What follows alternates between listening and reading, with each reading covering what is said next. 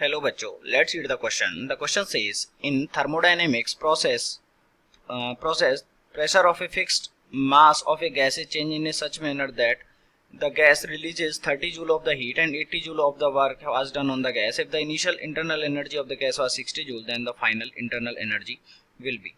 तो इस क्वेश्चन में सबसे पहले हमको इसका की कॉन्सेप्ट लिखना पड़ेगा. तो इस क्वेश्चन का जो की कॉन्सेप्ट है, it is first law of thermodynamics. First law of thermodynamics.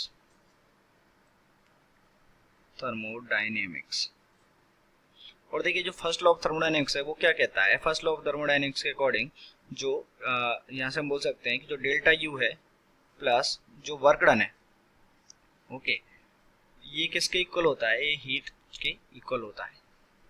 तो क्वेश्चन में अगर हम पढ़ें तो क्वेश्चन में हमको देखिए क्या किया गया है कि जो 30 joule of heat is released, यानी कि जो डेल्टा क्यू है उसकी वैल्यू कितनी गिवन है हमको? -30 जूल रिलीज हो रही है, तो इसलिए माइनस. और work was done on the gas, यानी कि गैस पे कार्य किया गया है, तो यहाँ से जो वर्क डन है वो भी क्या होगा? नेगेटिव होगा, यानी -18 जूल. तो हम यहाँ पे वैल्यू पुट कर सकते हैं. तो delta U plus work done which is -18 it is equals to -30.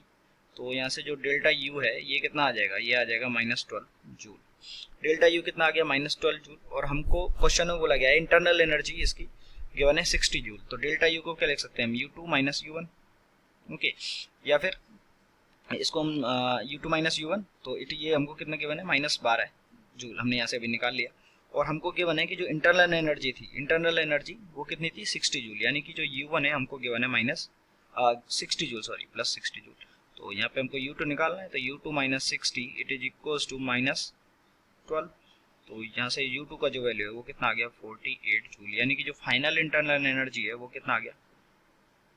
48 joule. तो आप देख सकते हैं option number B is correct. I hope you understood it well. Best of luck.